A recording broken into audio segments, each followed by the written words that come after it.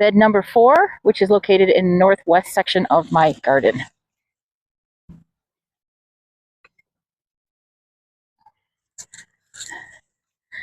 Last year, this used to be a tomato bed, but I have so many things growing in here. I take this cattle panel down.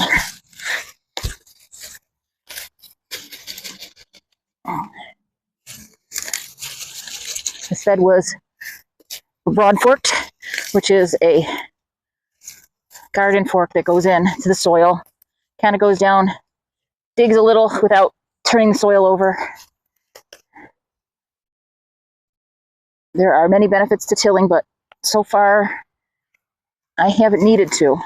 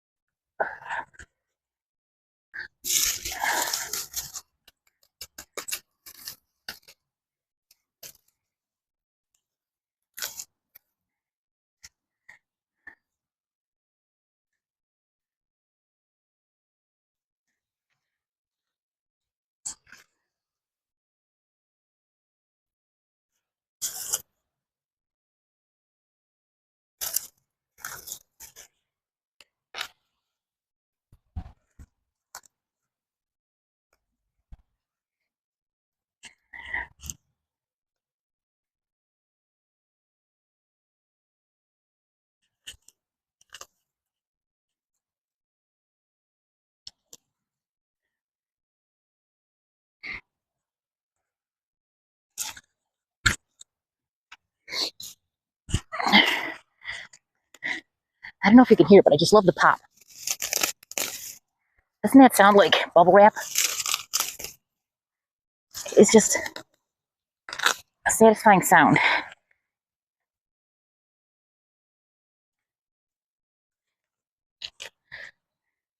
If you like popping bubble wrap, you might like weeding. I don't know, weeding just seems to get a bad rap for some reason.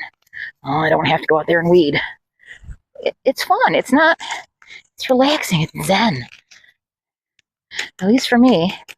It's a nice day, not too hot. I have my hat on. I remembered gloves today, so my fingers don't turn colors and I don't get tons of dirt under my nails.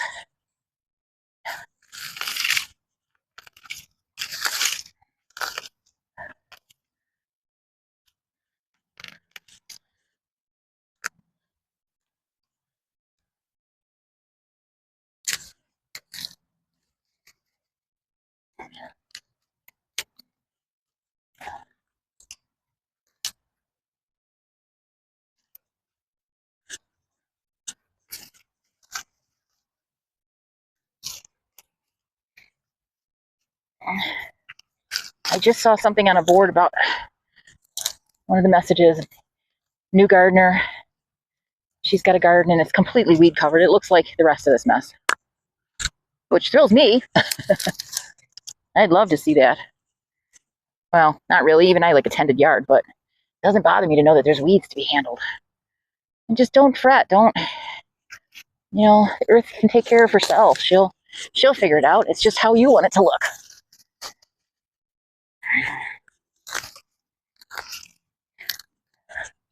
That old thing, although I think it's horrible to say, how do you eat an elephant? One bite at a time.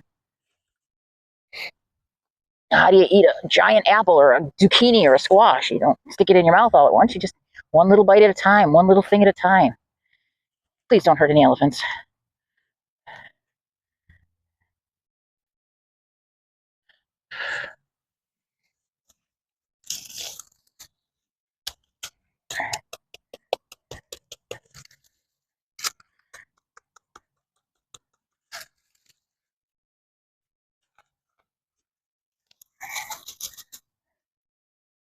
Let's see. I'm gonna grab the camera and make this closer. This is what I do. Once you start an edge, from there you just start pulling. You can see this plant here, right here. When I pull it out, it still kind of has a root system. So you just want to kind of pinch that out. My soil's is wet. It has rained recently. It's been broad forked, so things are coming out way easier than they should. And I'm sure I can get these in the photo.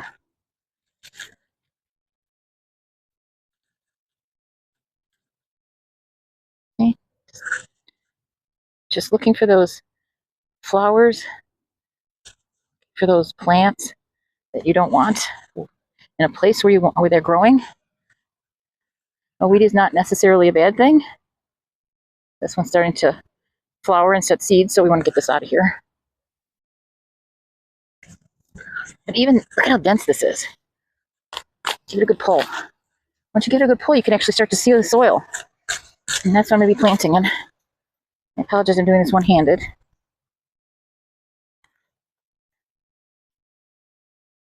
I'll put the camera back in a minute. But there's weeding up close. A lot more to go in this bed. This was made by 4 by 16 foot lumber.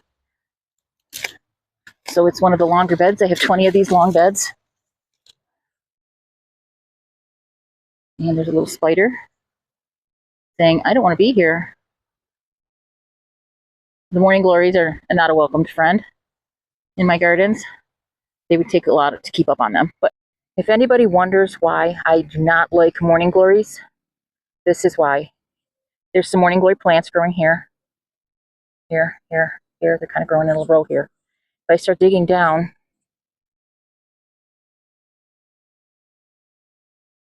I don't know. You will see that these have extensive roots. Look, this keeps going. Going sideways. It'll go back around. I'm trying not to break the stem so that I can follow it. Here we go. Here's some more of it. That one happens to be broken. There's a little piece on there. This is still going. This is why I do not like morning glories. Look at that root. That was the only part above ground, and all of that root. All of that root would have to die for this plant to die. So you have to pull absolutely as much root as possible. But this is why I do not like morning glories. Can you see this root? Look at this root. Look at that. That's all root. That was above the ground. I recognized it, and all of this rhizome will send up shoots. So I will be fighting morning glories in this bed all summer long. Every time I see one, I'm going to pull it, and I'm going to try to get as much root as possible. But that is a morning glory root. So before you plant certain plants, ask around.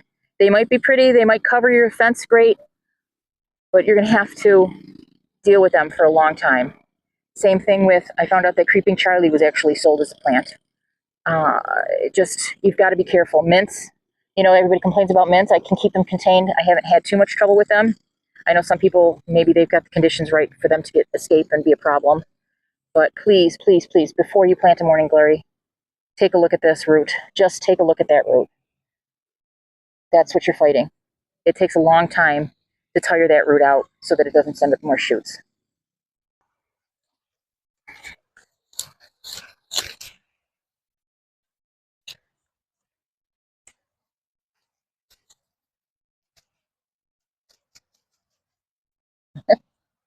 It's an acorn. Squirrels like to plant them everywhere.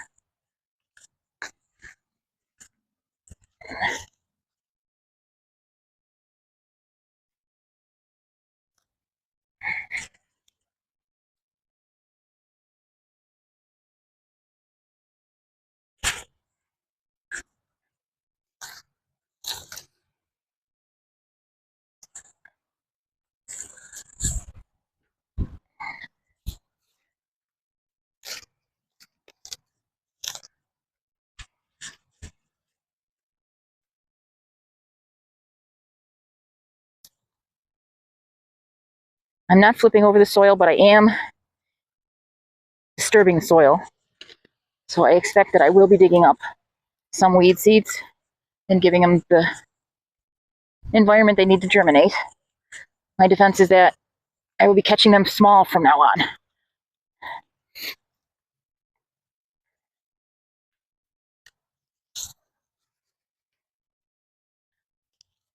Will I have weeds? Absolutely. I can't imagine a day without weeds. Well, maybe in the winter. Take a break.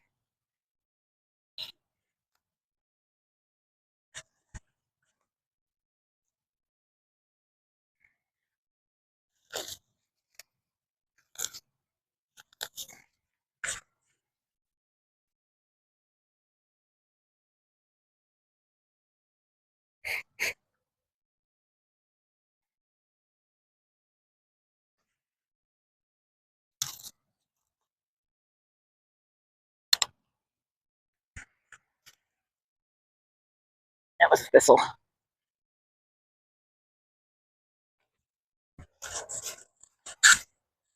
Oof, that hurt my face.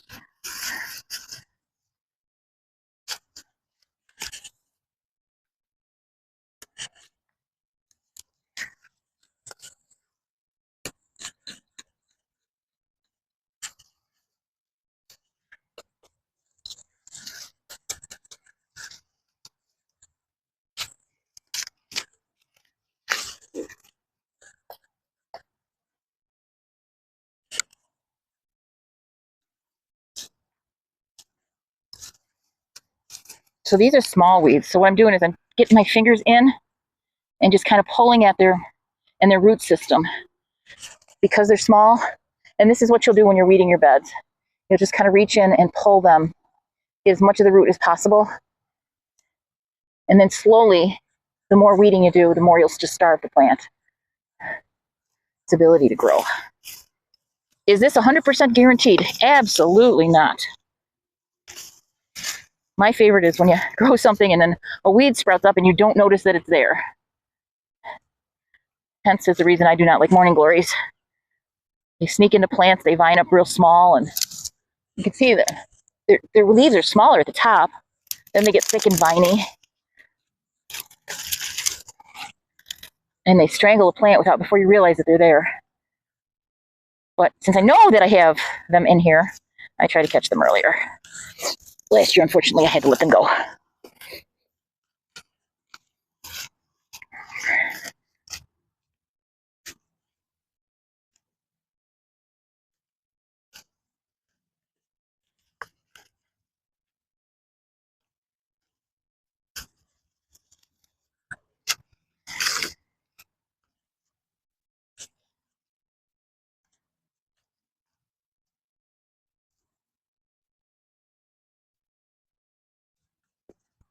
But I do know when I see flowers, those are potential seed heads. I want to get them out.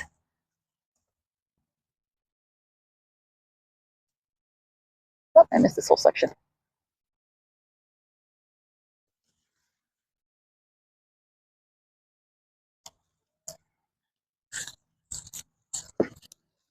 This is my favorite shovel because it's long and thinner. I have some other bulb planting shovels that are thicker. This one just seems to dig into the ground better. I am very lucky that my soil is very loose because it is built up topsoil and compost. When I built these raised beds, I was going into straight clay and rock underneath that flooded in the spring. Well, not flooded. Flooded is the wrong word. It was very wet. It holds on. The clay doesn't let the moisture dig in or go in as quickly, so it was not percolating through the soil fast enough. So I get big puddles, and this way the beds are raised up just enough that plants are still able to get to the moisture that's right below the surface or on the surface, but they can drain enough to keep their roots from rotting. These are the tags from last year.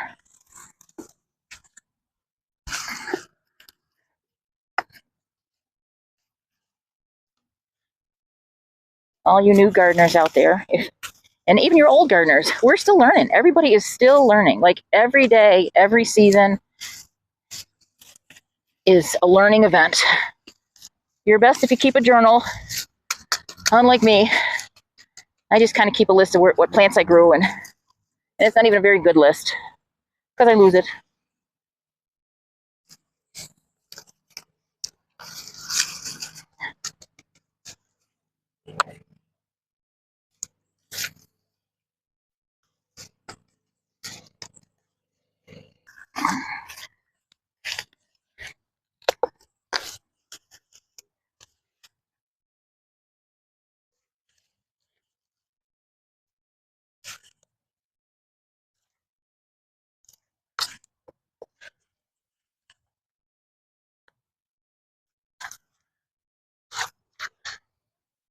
But gardening is all about learning.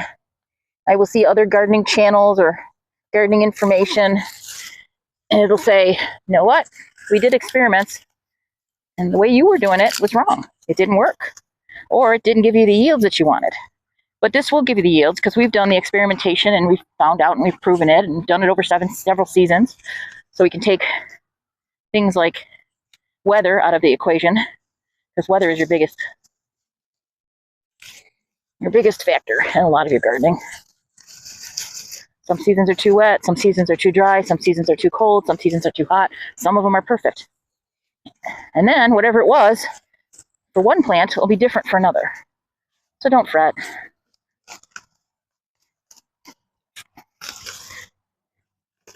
Gardening is about I always remember one line in a movie. It says, life will find a way.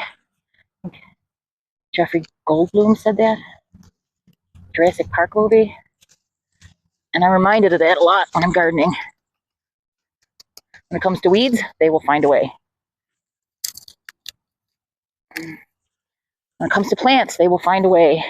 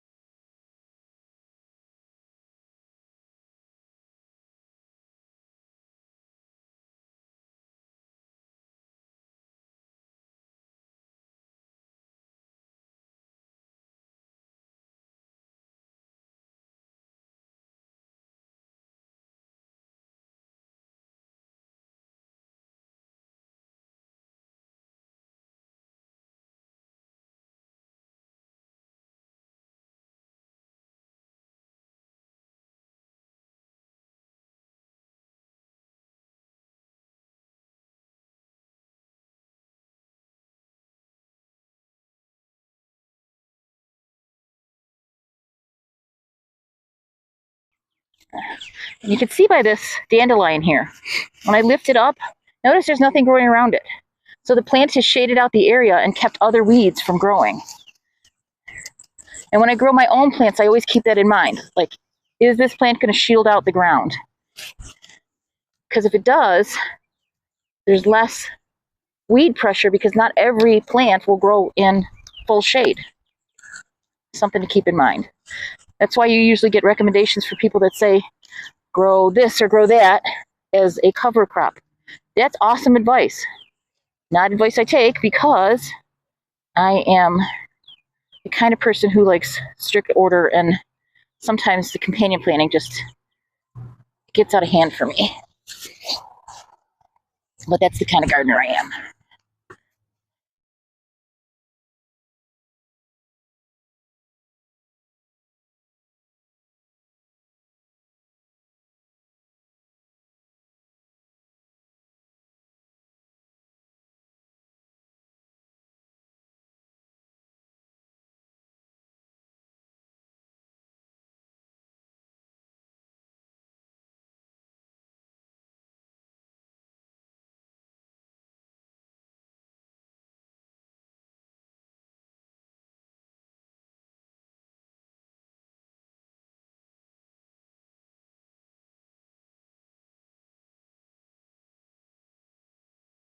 None of this plant material will go to waste.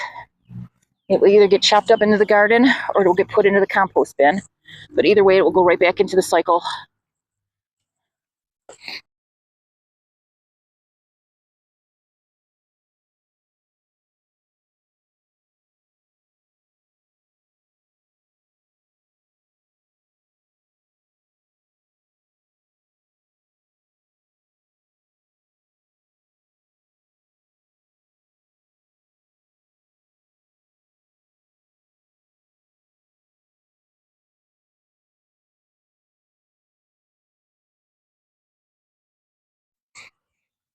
Now, the quick way to do this is to get a tarp or wood or metal or whatever you can to completely shade out the garden. If you've ever left something in the yard and it has, whatever's been underneath it has died, it's that same principle. Deprive it of sunlight, which it needs, and water.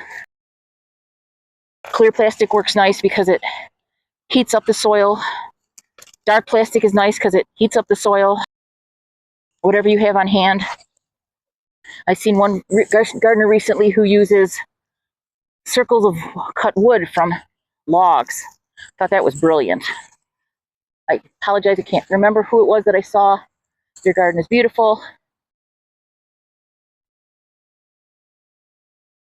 I've never met a garden I haven't liked. I've met some gardens I feel sorry for. They were usually mine. But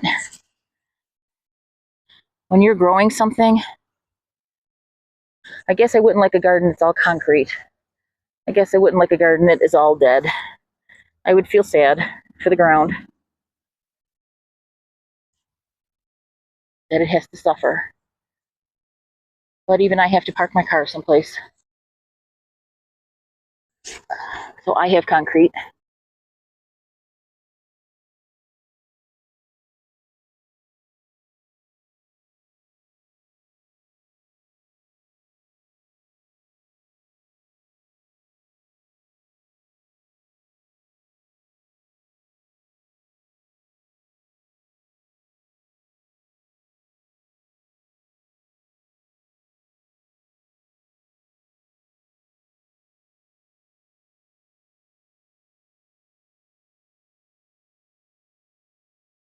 Believe it or not, it doesn't take long to maintain these beds. I just did not have it in me to do it last year.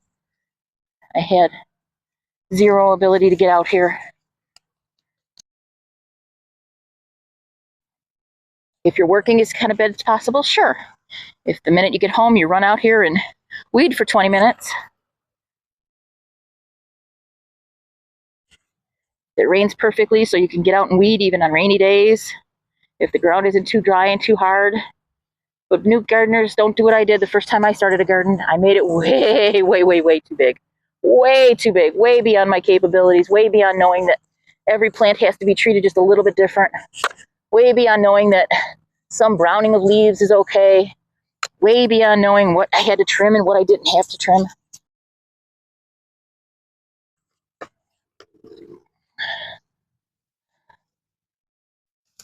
And I've learned a lot about plants, and I still am looking at plants. I'm still learning about plants.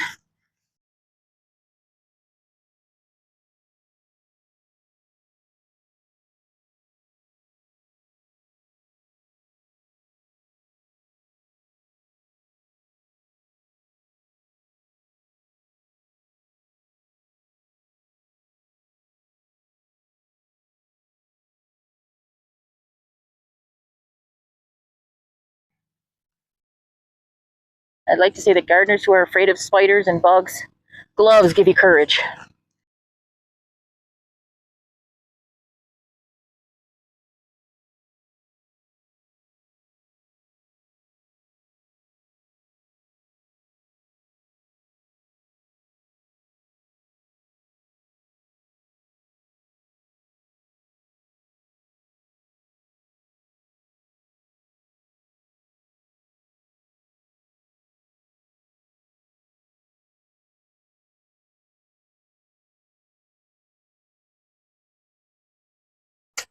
Here's a surprising fact I just found out about.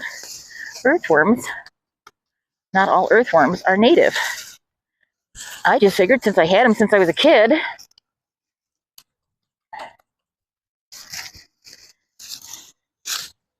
earthworms do a great job, but they can be too much sometimes. Certain forests, apparently, I saw this video about Michigan, rely on fungus and microbacteria, whatever it's called, to break down the forest floors, and that's what the trees that are native prefer. And now we introduce earthworms, which don't exactly give them what they need. It's just a fascinating thing.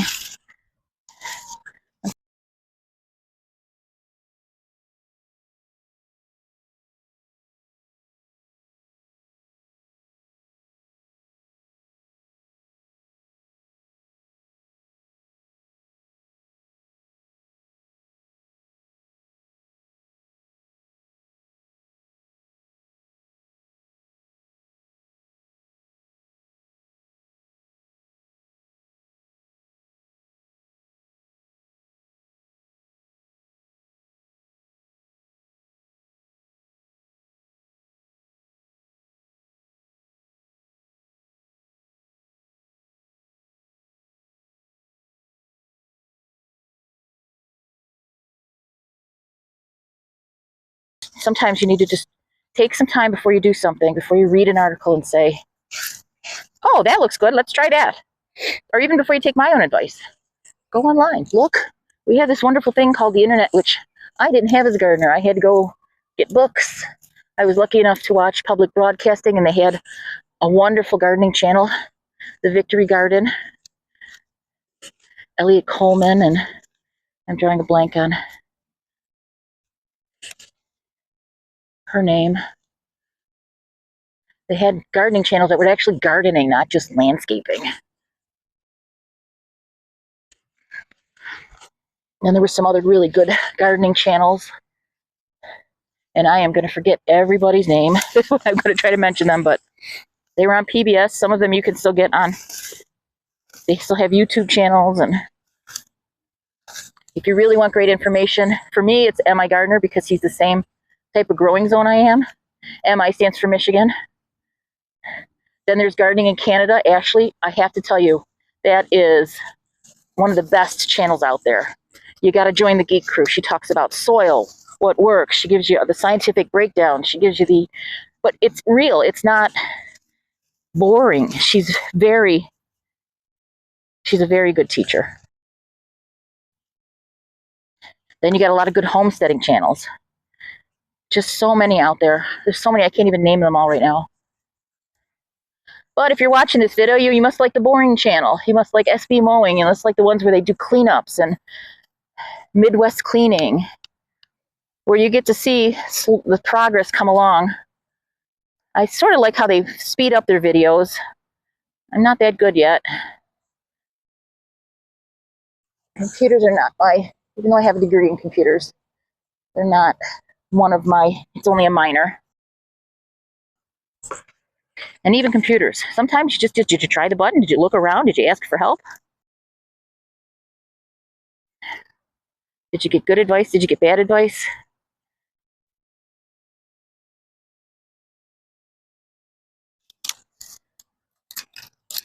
stalks of the tomato plant from last year.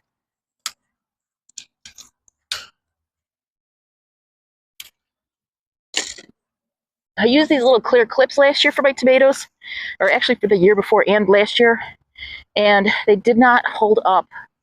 I don't know if I was supposed to bring them in the winter. I left them out, but they definitely got crispy with the UV. I'm not even going to touch them now because they will literally disintegrate in my hands, like fall apart. It's falling apart really easy. I didn't like them. I don't know if it was the brand. These bigger clips with the metal seem to do a better job. They do break, but they didn't seem to be affected by the UV of the sun and break down. The plastic didn't break down. My favorite is actually, which I don't have any on this, is they sell Velcro strips that sticks to itself. It's, the one side sticks to the other side. So you can make a loop with it. Those are great for holding up plants. But again, they will break down. They don't last forever. I've used string. That'll break down, but at least if I use a cotton string, or it's more of a natural string, so I don't have to worry about it in my soil. I've been reading a lot about plastics in soil, and I'm not liking that trend. So I want to mitigate now.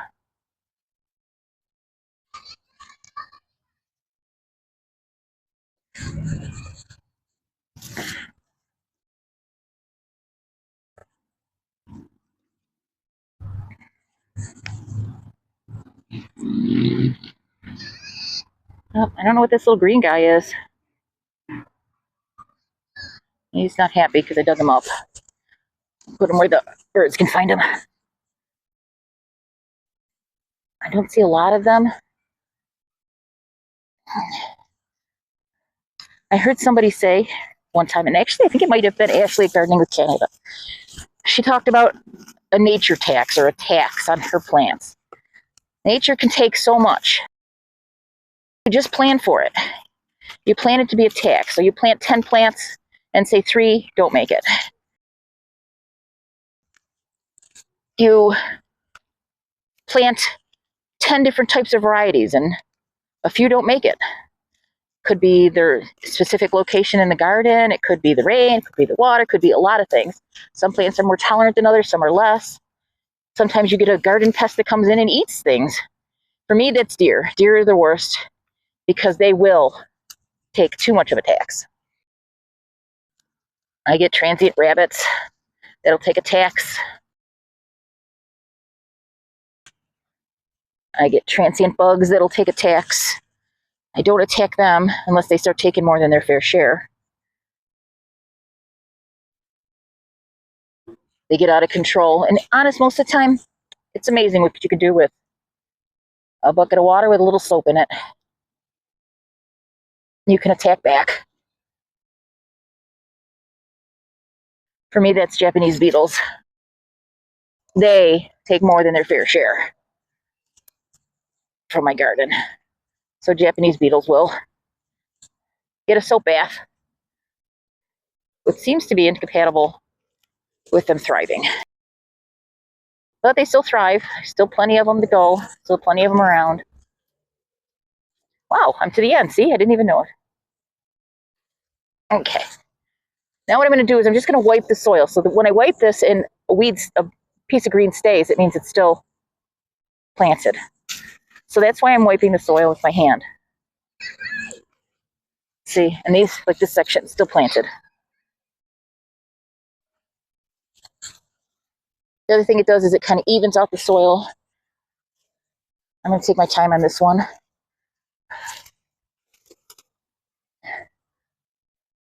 Like I said, the heavy weeding is due to the fact that I was not able to garden.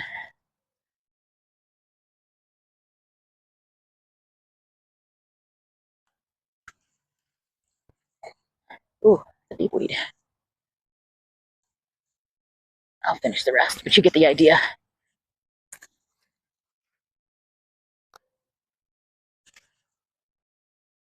And this one, in another day or two, will be ready for planting. For me, it is still May. Even though my last frost date is April, we've had some very cold weather. I haven't checked my soil temp, but I'm going to say it's still getting there. not quite where I want it to be. Uncovering these beds and exposing the dark soil will actually help them a little bit because the plants are no longer shading the soil, keeping it cool. My experiment this year that I'm doing in my gardens is using seedling straw. Not supposed to have a lot of weeds in it, but I've seen some grass come up, which is easy to get rid of. So at least when it's just first planted, I'm actually able to pull the seed right out. Because I was using just compost on the aged leaf compost on the beds. And like I said, this is an experiment. I've been doing it for several years now. And I'm finding out that my beds were just drying out a little too much. So again, I went online, I looked around, watched some videos in the winter because I have nothing better to do in the winter because this is Buffalo, New York, except for shovel. And the experiments with straw showed more promise than just using like a compost layer, or seems to hold the water in a little bit better for water retention. So I'm going to try that. I know that there's a lot of people out there that might be saying, uh-oh, be careful. Yes, I know. If the straw was sprayed with an herbicide that's persistent, that goes against broadleaf plants, then I will have a problem with many of my vegetables. So I'm hoping that doesn't happen. There's no guarantee on the bag. What I will do is, if this is going to be what I'm planning on doing is I'm going to be growing flax. I've got a big giant bag of flax seeds, which you can buy cheaper in the grocery store than you can at a seed store. Just a little hint. Especially if you go into, for me and mine, they call it the international sections. So you can get food from around the world. And the nice part about that, and I'm guessing everybody has them, but don't go in the American section because it's all full of sugar. Haha. Not funny, not funny. But you can buy the seeds in bulk. And my experience has been that they do germinate. So I'm going to start some flax beds. But since I'm not in the mood to do any creating of linen, which you use the flax plants for, but I know that they grow nice, I was going to use that as my strawing next year. And that way I have complete control over it growing. It grows about the same height. I can cut it down, and instead of composting it, I can use it in my bed. Now that's going to be my experiment coming up. That's if I get all these beds weeded and get the flax started.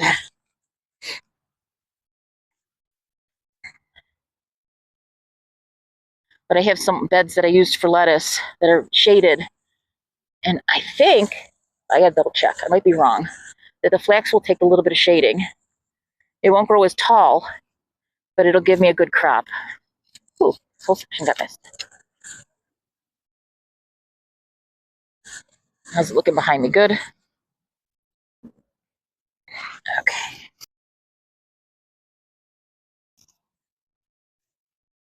When I plant my plants, I try not to plant towards the edges, just because it seems to be where the weeds like to grow. They grow through the wood pieces, they get knocked in from the grass when it gets cut.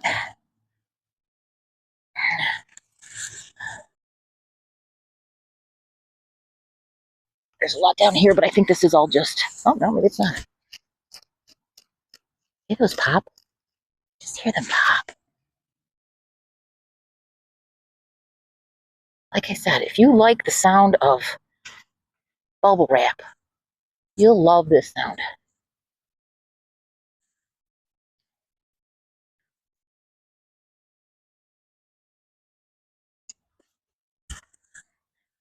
Although I do like that they're using more paper now for packaging than plastic bubble wrap.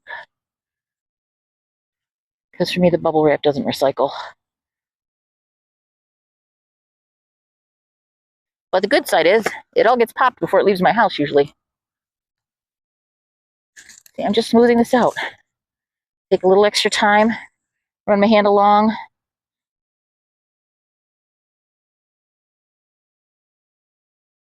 Now, if I had to plant this today, I would be hard pressed.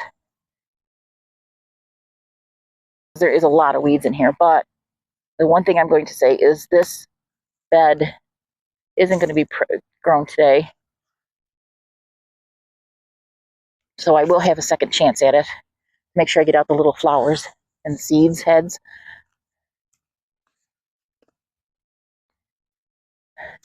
Make sure I go after anybody that popped up.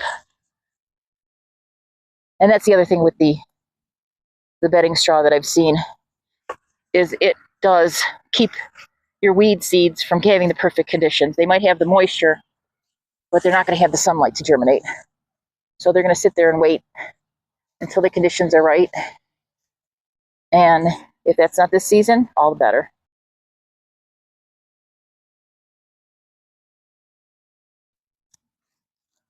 Oh, morning glory.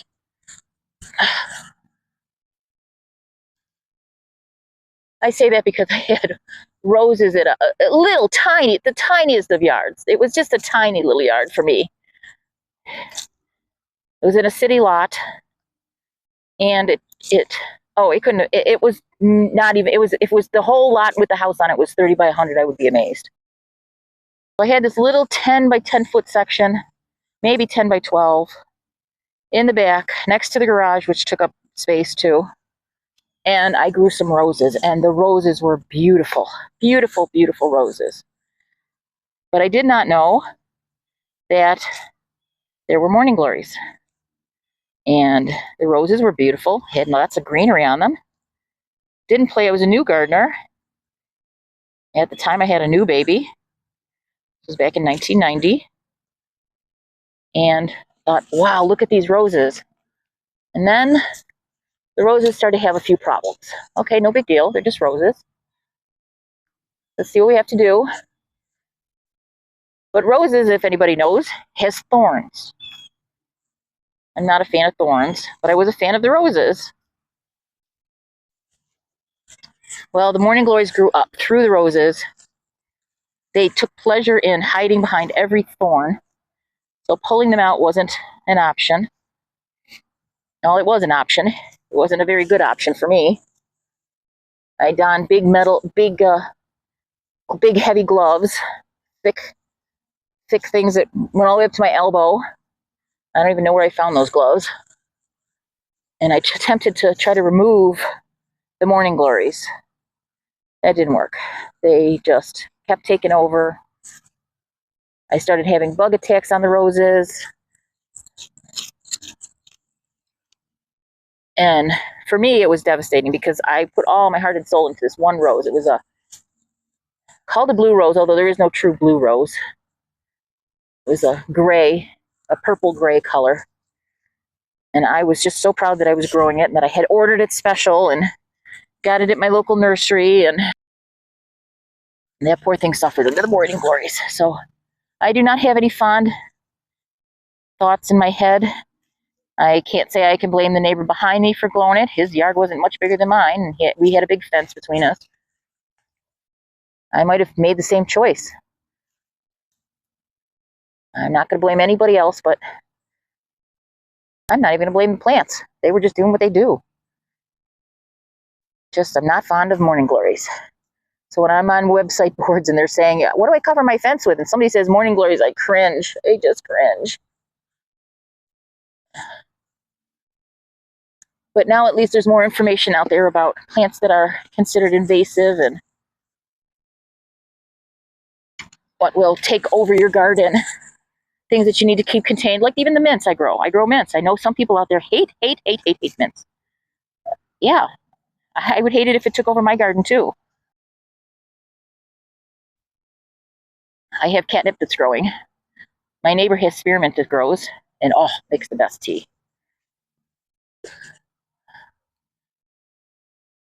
I keep it contained. I mow around it. When it starts to seed, I make sure the seeds land back into the bed. I even try as soon as it starts to create seed heads, I try to break the flowers over and put it into the garden so that I know that the seeds aren't escaping or that birds are going to eat them. Birds will eat them. The mint will escape.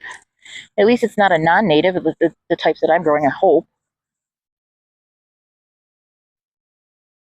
So in the gardening community, there's a lot of very strong opinions. And some of them are just facts that other people have picked up, and some of them are experience like mine. I saw those morning glories last year and I was dreading it. I dreaded even pulling the tomatoes off the vines out here. Since I am growing a vegetable garden, I don't like to use an herbicide or pesticide. It's just my preference.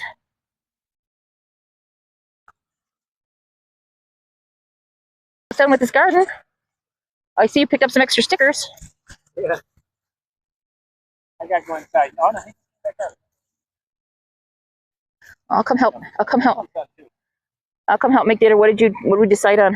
Well, they're leaving the factory. Oh, okay. I got some work done. Okay. Are you recording? Yep. Why, do you want to talk to people? Tell them what a lovely job you did for broad forking this bed for me. I'm the best broad forker. You are a great forker.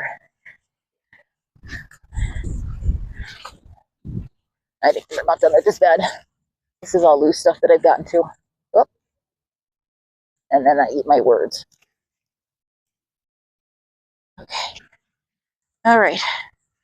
That's how I prep the bed.